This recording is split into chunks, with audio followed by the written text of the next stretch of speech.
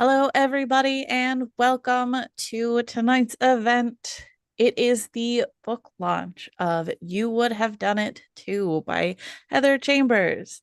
I'm happy to have you all joining us this evening. We have some fun things in store for you. Um, with that out of the way, I will get started.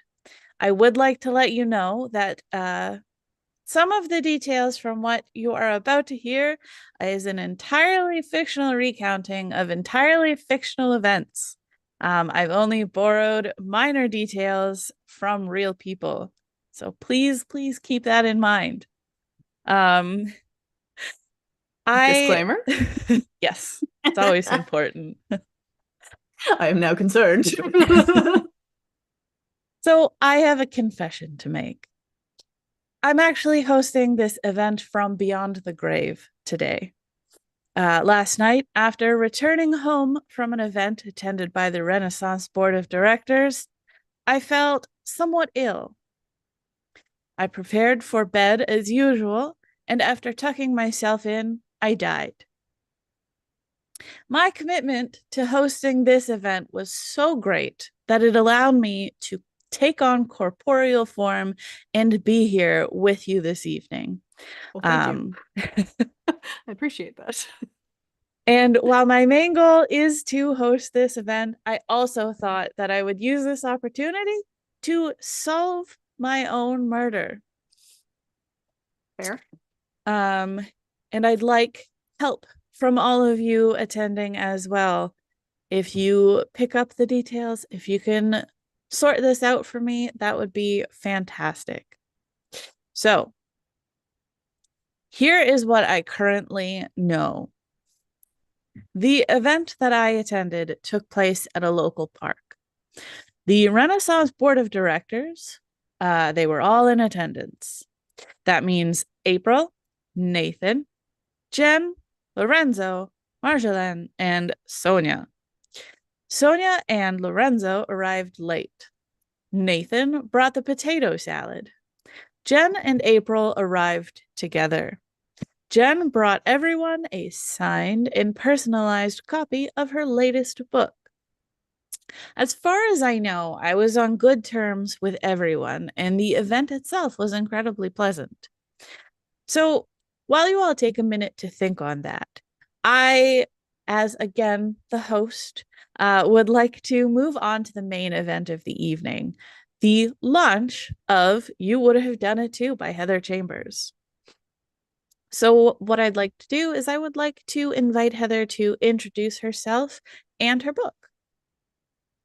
Well, thank you for that. Also, condolences for yourself. Hi, everyone. My name is Heather, and I mix nightmares with your sweetest fantasies. Or, because that's what's a love story without a little thrill or lovable villain or a soul-crushing anti-hero that would become the villain for you.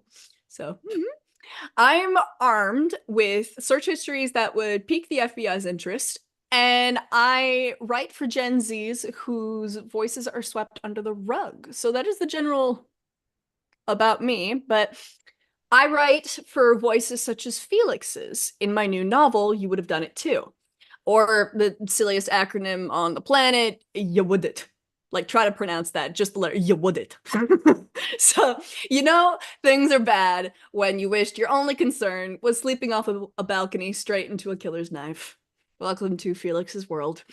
His college life is already a mess. He's failing classes, he's hiding his gay crush on his best friend, and keeping his bullies from discovering he dances with pizza boxes in his sleep. But now, those same bullies are dropping like flies. And contrary to popular campus opinion and the damning blood in his bathroom, he didn't do it. So as the body count rises, someone seems to be shadowing his every move. If he says the wrong thing, trusts the wrong person, he might not be the only one who won't make it to graduation. Is someone framing him? Are they trying to protect him from something even worse? And you would have done it too. Survival means questioning everybody, including yourself. uh, I have a little snippet to read if you would like it. All right, so here we have it's a couple chapters in, but you won't be too lost. Not even halfway through the day, the killer had a new name, the Executioner. The shock had rooted enough by then that Felix became aware of the whispers that nipped at his heels wherever he went. He did his best to ignore them, but it was all the cinema of horror class would talk about, despite the professor's best efforts. Following our discussions last week on the relationship between famous movies and the historical context of their time and why that made them so horrifying, today we will review its effects on society. A girl with short, curly hair put up her hand. Sir? Yes, Miss Robinson. What do you think about the recent murders? I think they're entirely irrelevant. Now, as I was saying, last week we watched, this time, a young man with a buzz cut that looked like it had gotten a little too close to the skin put up his hand. Sir? Yes, Mr. Hellman. Is it true the news victim's legs were so broken you could see its bones? It's true that you won't pass this course without a grade above 60. He turned back to the chalkboard. Now, in the 70s, the church, sir, Professor sighed, has it got to do with the 70s? No. He smiled over his shoulder. Then be quiet. Sir, I have a question relating to last week's movie. He threw his hands in the air. Finally! Do you think the townsfolk gave the demon child as ridiculous a name as the executioner? The professor put his face in his hands, and the class giggled. Liana rolled her eyes, barely looking up from doodling in her notebook. Felix leaned over and whispered teasingly, "What happened to the girl who was fascinated by killers?" She elbowed his ribs gently. Becomes a lot less fun when your best friend is targeted by one. He hummed and picked up his pencil to help her color in the ladybug. This wasn't a conversation he wanted to listen to anyways. The professor rested his elbows on the podium and placed his chin in his hands. Fine. If you're all so determined, send me your questions so we can get on with the lecture. Why you're all fixated on this is beyond me. Oh my, the cinema of horror class wants to talk about murder, moaned a student sarcastically, earning a couple of snickers. What a shock! The professor glared and waved his fingers for the questions to begin. Have the police found a suspect? Asked one girl. I'm not privy to that information, and even if I was, I wouldn't tell you. We would like to avoid mob justice. Next. Is it true all the victims were jerks? That question received a judging frown. How blunt of you. I suppose there is a pattern to be found now that we have more than two bodies to speculate upon. Such a pattern could be found in the unfortunate way the three men decided to live their lives. Yes. Why were they killed? If we knew that, the police would be well on their way to finding the culprit, wouldn't they? He paused for thought. I suppose there is something I could tell you. Everybody eagerly leaned forward in their seats. Felix's pencil stilled. He waggled his index at them all with a small smirk. You're very lucky I'm married to a criminal psychologist. What a match made in heaven! A wave of the professor's hand hushed the laughter that followed. According to my wife, motives for murder can be boiled down to a few categories. Now, keep in mind, I was reading a really good book at the time, and I've forgotten some. The class snickered. There's love, revenge, greed, survival. Murderers kill for themselves or others. Liana finally looked up, brows furrowed in a pensive frown. 7 deadly sins, then. Professor chuckled, but acknowledged her point by tipping his head to her. I highly doubt someone would kill for gluttony or sloth. A girl from the front piped up. I don't know. Have you seen some of the guys that barge into fast food restaurants? Death be unto all that gets in his way of him and his cheeseburger. People laughed. Liana clutched her pencil and made a threatening motion at the girl for turning her serious question into a joke. Felix made her sit on her hands. A boy gulped his coffee and added, Ever heard the phrase, I'd kill for a couple more hours sleep? Professor raised a teasing brow. From you? All the time. Now, our last assignment, we studied a classic movie where the killer had an exaggerated case of dissociative identity disorder. The protective, motherly personality would kill out of greed and love. She loved the host to the point of murderous jealousy and wanted him all to herself, and in the host's mind, at least. He circled the podium and walked through the aisles.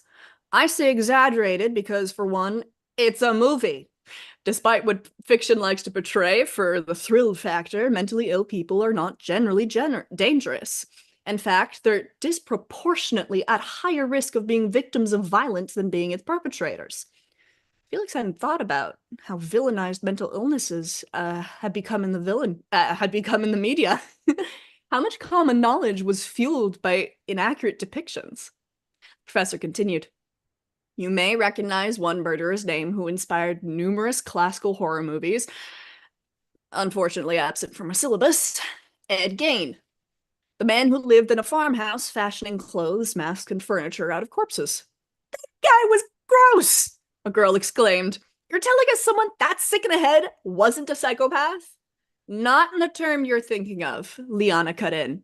While their actions are sick, the vast majority of killers are not mentally ill. Psychopathy and sociopathy aren't medical diagnoses.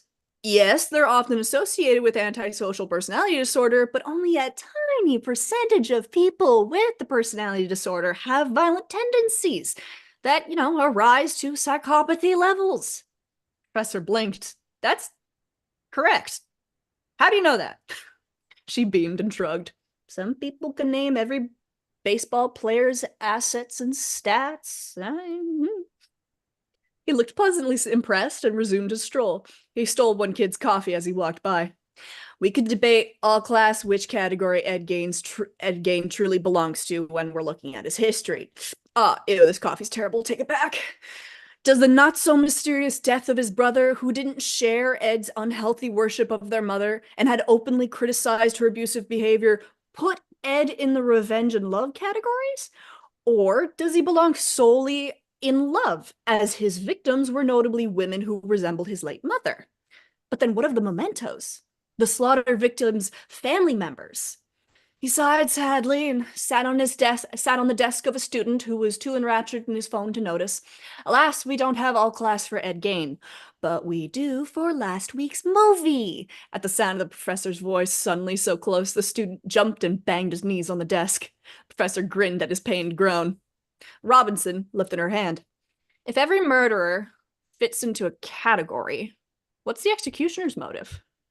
Before the professor could steer the conversation back to their lesson, the entire class buzzed with ideas, talking over each other as if volume gave their opinion backbone. Maybe it's money, cried one boy. The girl beside him flicked his shoulder. Can't be greed. There was nothing of value taken off the bodies. Leon and Felix shared a look. Neither of them had thought to check if the latest victim's body was missing anything. Both previous victims had items unaccounted for, a sock, an ID card.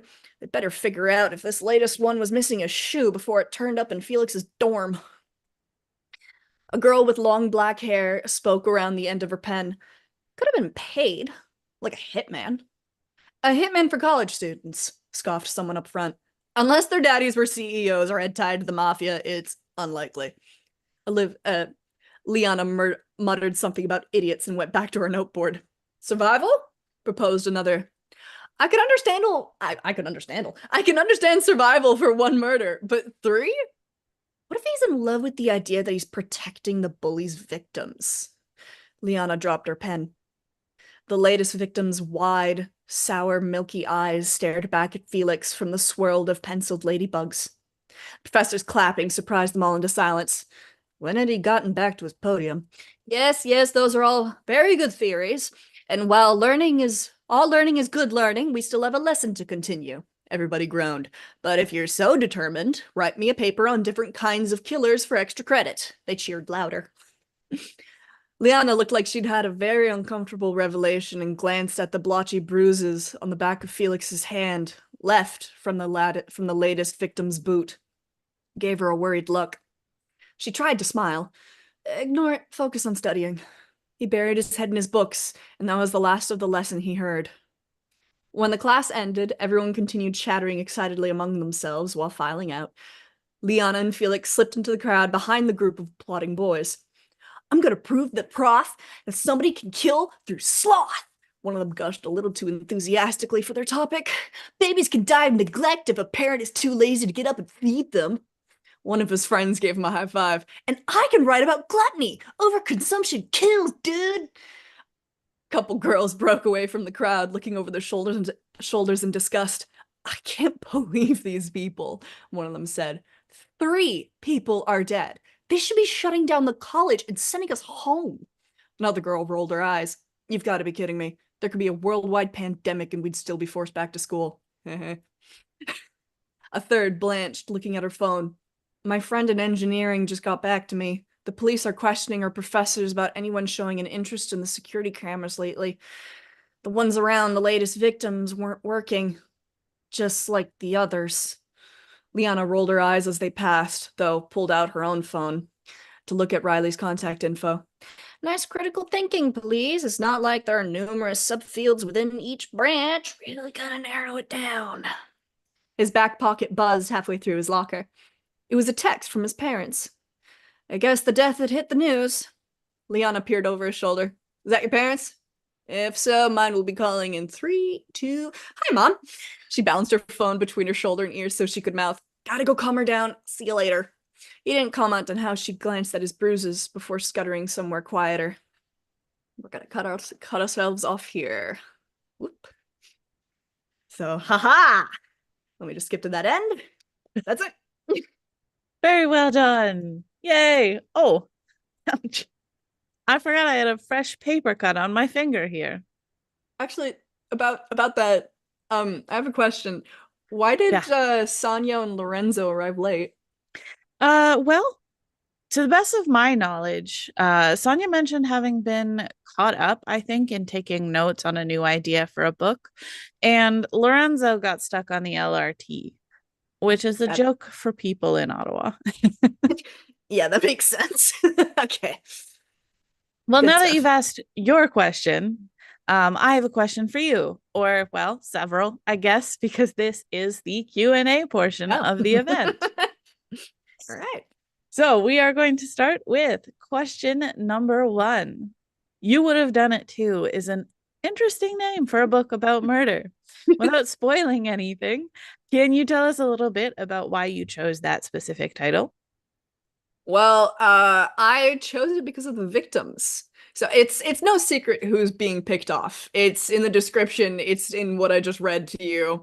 So to imagine the row of body bags lumpy because some of them couldn't be put back together cleanly before zipping it up, knowing who they belonged to, and finding yourself agreeing with the murderer is a chilling concept, at least to me. So, realizing you're not as disturbed as you should be, to be questioning your own morality, that's another layer of horror that I find fascinating. Or, another take, reading the title, you would have done it too, and without even knowing who did it, the implication that the thriller inside might make you side with the bad guy even for like a moment, is very intriguing to me.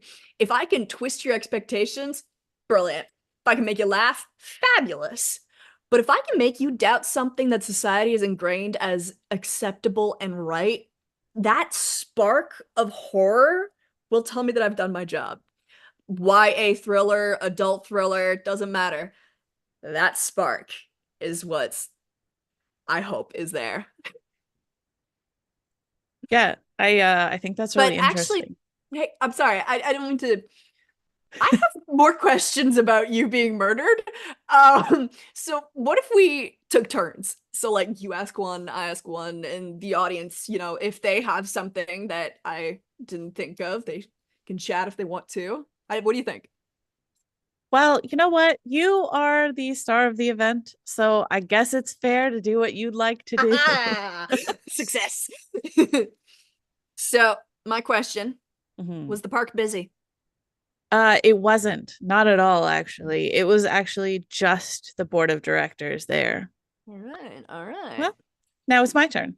Okay. Uh, my next question is, what drew you to writing a murder mystery novel?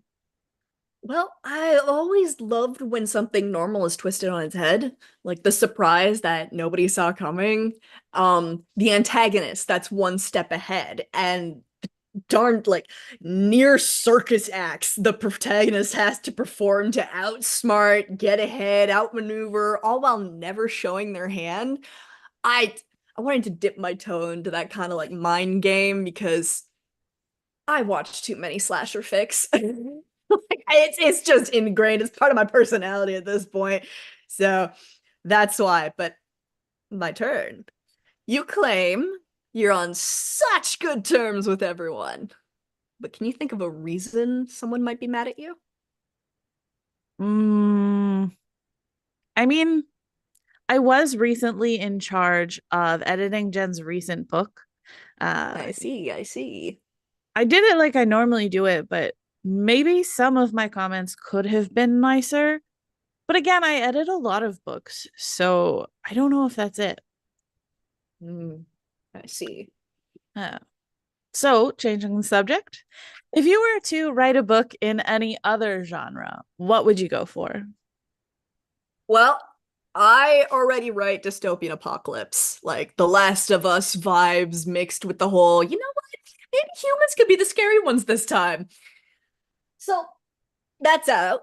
But I think romantic fantasy, except with the way that my brain goes, I might just wind up writing another thriller again instead by accident again.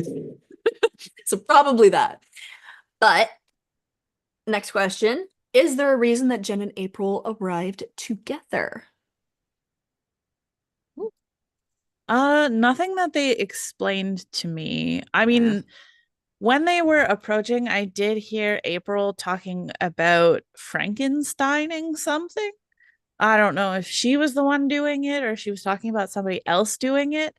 But I just assumed that they had business to talk about with each other. Okay. Mhm. Okay. So, what did you enjoy most about the writing process for this book? Uh, the serial killer knowledge. I'm gonna be honest. The passage I even just read to you about comparing infamous killers' motives to the seven deadly sins. There's tidbits of my really creepy knowledge all over the place throughout the manuscript. There's it's honestly a little concerning. So I got to work with the psychology of mental health disorders, that psychopathy, and people are going to tell me that I'm pronouncing that wrong, and sociopathy, the differences, and actually laying out within characters the differences, and but at the same time incorporating it into the story. Using all of that was so much fun. So I've got to say that. Speaking of psychopathy, Nathan brought potato salad. Did anyone bring anything else? No food, no. Just the personalized books that Jen brought. And you Um, can't eat that. All right, cool. no, I mean you could That'd try. be an interesting salad. Okay.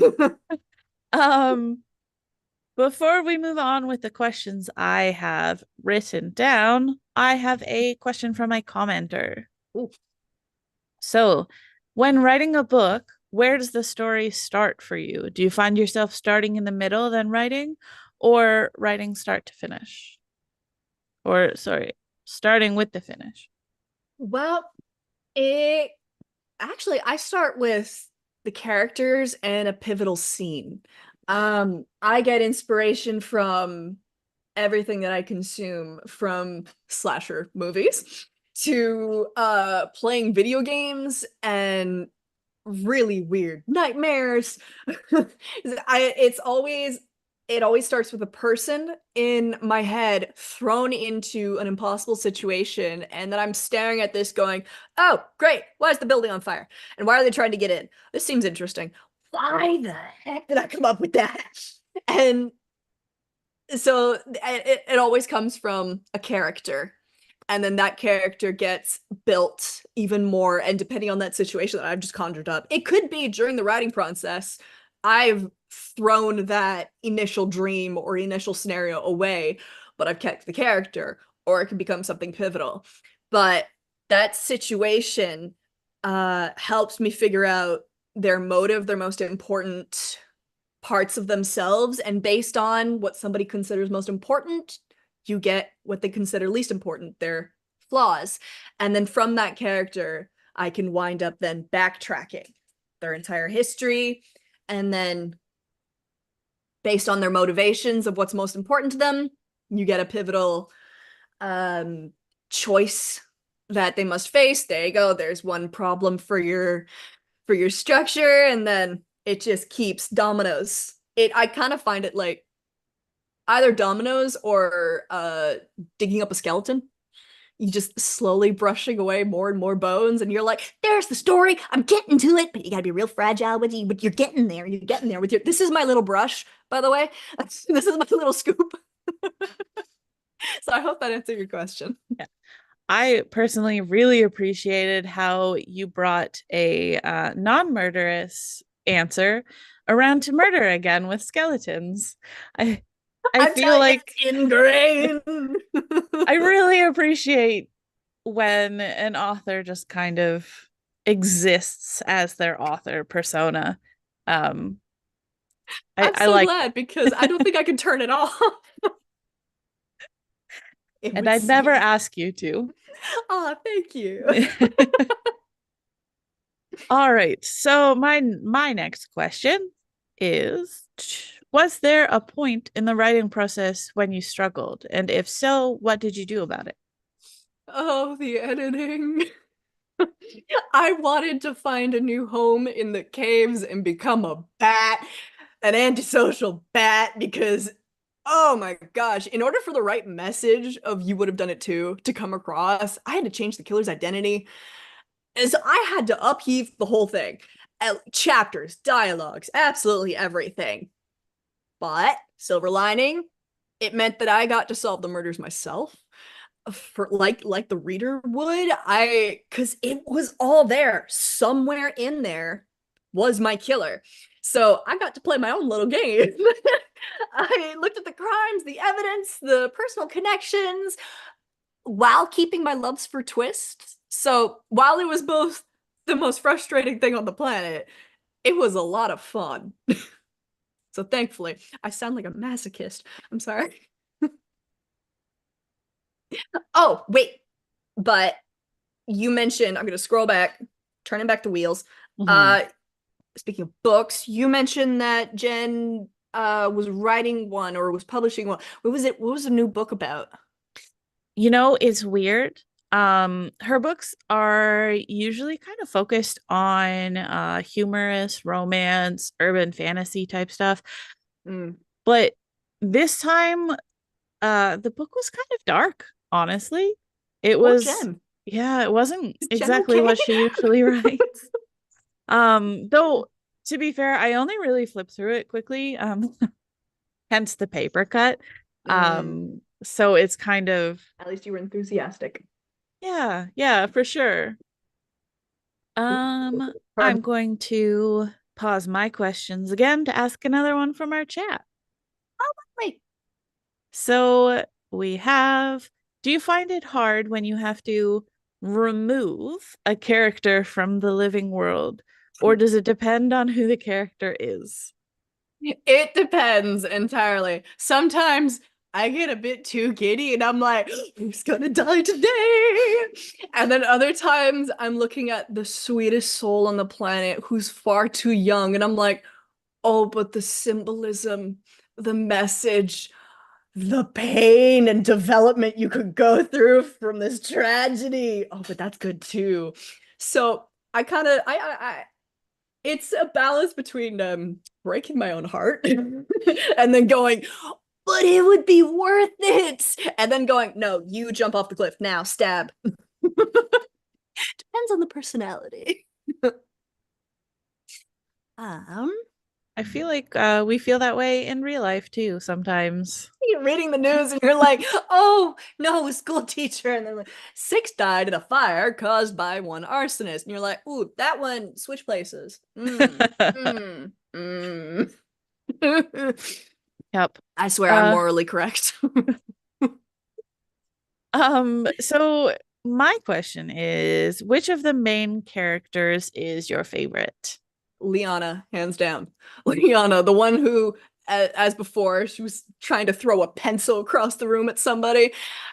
She's our little serial killer enthusiast. She loves also her tragic, obliviously gay best friend Felix and takes absolutely no guff, no nonsense. She pulls up her bootstraps with a funny quip and gets the job done. And by the job, I mean getting rid of evidence. But I'm gonna switch directions for a second. You spent a long time working on books and talking to authors, right? Have you ever written a book yourself? Written? Yeah. No. But I am publishing something next month. Ooh, Hmm. something to think about. So, are any of the characters involved in your book inspired by people you have met or that you know in real life? Some attitudes and personalities are definitely swayed by quips and people I love. Like some of Liana's Spitfire attitude was inspired by my sister going through college herself. There's also a lovely man named Sergio, a student, I should say, who wears his sexuality proudly no matter what he faces. And his bravery actually comes from a culmination of my queer friends who don't give a flying pig's foot what other people have to say. And I'm gonna get a lot of text messages after this going, you sap, but it's true. So his confidence is their confidence. Um, I'm gonna ask my question now. How are you publishing something if you haven't written a book? A great question. Um, eh, I just collected some ideas together. It's kind of like Okay. a collage. Um, I tend to get, let's say, inspired by the books that I work on. Okay. Okay. Yeah. Kind of like how I get inspired by questionable movies of Hmm. the gruesome nature. Okay. Okay. My turn again. So, without sharing any spoilers, did you feel bad about killing off any of the characters? I think this one is similar to a question asked before, um, but slightly different. Did you feel bad doing it? No. uh, no. And you will find out why. And so can you read me a line from your book? Let's get away from my admitting this. How about you read me a little line there? Sure, yeah, I can do that. Let me see. Um, how do you know hot water sets blood? Asked Nikolai, a little green. Everyone knows people with uteruses perform monthly sacrifices to the gods. That's Something I'm just working on. from my Yeah, so my next question. okay. I'm actually going to read one from the chat, and Okay. it goes, have you ever thought about writing a short story book? One book with many stories, or the same story for many points of view? Oh, that second part would be a lot of fun. Oh, I mean, if people are interested of it, um, I would definitely, even for fun as a newsletter, kind of, because I do have a newsletter, on my website. I would absolutely love to take, especially from my dystopian series, Earth Sucks. There's a angry mercenary who uses his fists to solve a lot of his problems. And we only see the world through his perspective. So to it would be so much fun to take even one of his mercenary jobs, his little missions, and write it from somebody else's point of view, like one of his teammates who's going, "Oh, I'm glad you're on my side," kind of deal. I think that would be so much fun. So if there's interest, let me know. Hit me up on any social media. I'm most active on Instagram. But that would be a lot of fun. Thank you. I mean, from the comments in the chat, it does seem that there is interest in that. And I would tend to agree. I think looking at the point of view of different characters is kind of is pretty cool. So, um, Oh, so now I'm pumped. um I think this commenter beat me to another one of my questions pretty much. Are you working on any new ideas for new stories?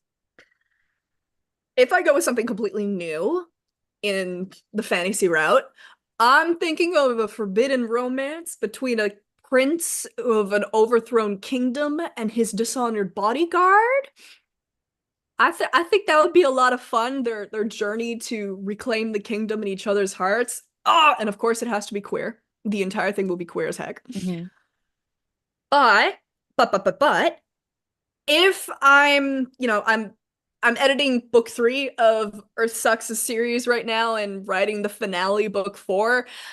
Uh I think it kind of depends on if that series will let me even do something new in the immediate future, or the romance between a hitman and his assignment that I'm querying to agents lets me. So if I have time, I would love to do it. Or hey, even even the little short stories of different point of views. I would love to take like an afternoon and do that. So I hope that answers, because really now I'm really thinking about it. I Uh, assume this romance would also have death as well. I don't think I can escape it. I have a little figurine of Ghostface from the Scream movies, like flauntingly dancing away. I have a little figurine sitting on my counter. Um, but about new books, I had a question. You mentioned Jen's book was kind of dark. A, is she okay? B, what did it focus on specifically? Again, I just kind of flipped through it. But the part that I did read seemed to be something about colorless poison powders. I don't know if that's a thing, but it was kind of what I read. Well, you are talking to the person who has very questionable search histories, so okay. All right. All right. And I will note to the audience, um, there's a short amount of time left for you to get your guesses in Yes, as to who did the murder and beat me why. to it. Beat me to it. Come on, people. So my final question, I'll keep an eye on the chat, but my final question is, now that your book is launching, how do you intend to celebrate? Screaming. Hopefully at my next hopefully at a movie with a glass of wine and some popcorn, but probably at the ceiling as I'm on the floor. So screaming in any account. If this was your last question, does that mean chance chat has a countdown for are all the answers in? Because I think I have an idea of how our ghostly friend became ghost. Going ghost. We had a couple guesses. Ooh. Uh, I'll keep an eye out. Have you been writing things down, chat? Have you been putting thoughts together, stringing up the red cords on your cork boards, stapling all the papers to the walls, making it right? I have a 6 foot tall cork board that I do that with, so I don't doubt that. it's really tall. Well, um, Heather, if you have asked the questions that you wanted to ask, I do. you can go ahead and tell me what you think.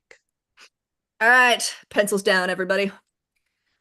I think, based on my experience as a murder mystery author and slasher watcher extraordinaire, and based on the answers you have provided, I think you messed with Jen a little too much. I think that what you'd copied from her book, she wasn't cool with, and you made it yours.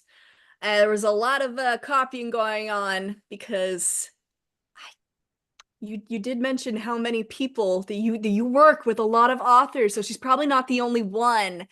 And because we are very dramatic, as I have definitely proven in the last 40 minutes, we are a dramatic bunch. I think she used that colorless poison powder and rubbed it all over the pages. So when you got a paper cut, poison entered your system and you went for an eternal sleep, if you know what I mean.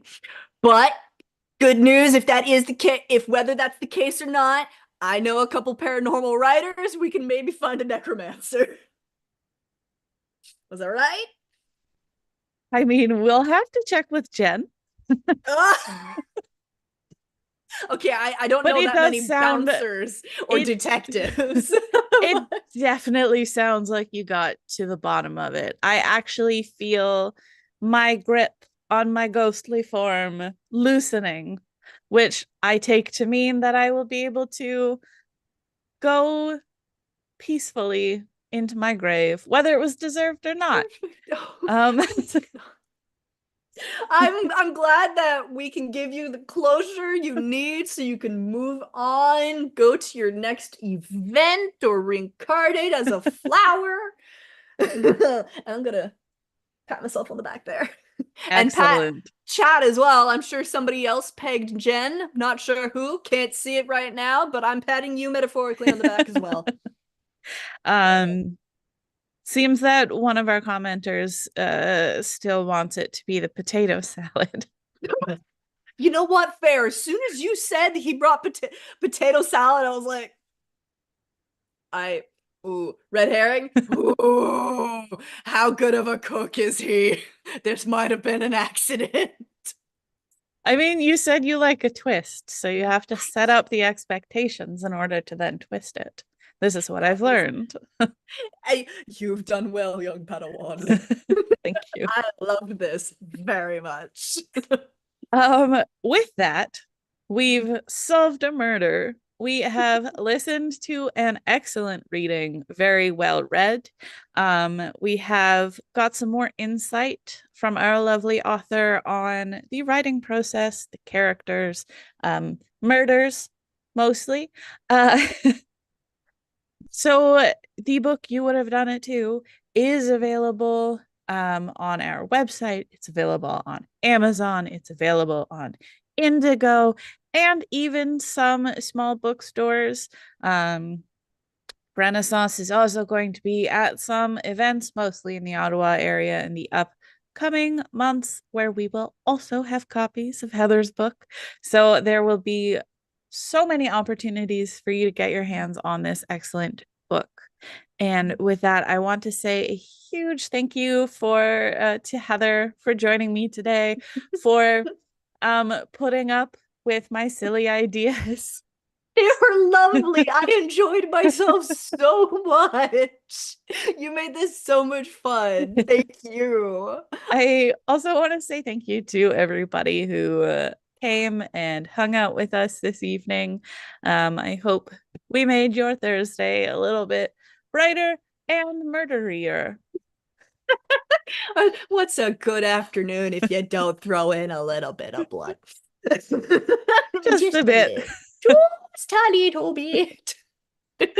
Thank you everybody for watching and supporting us. It means so much. Have a good night, everybody. Good night. I almost said stay stabby. Like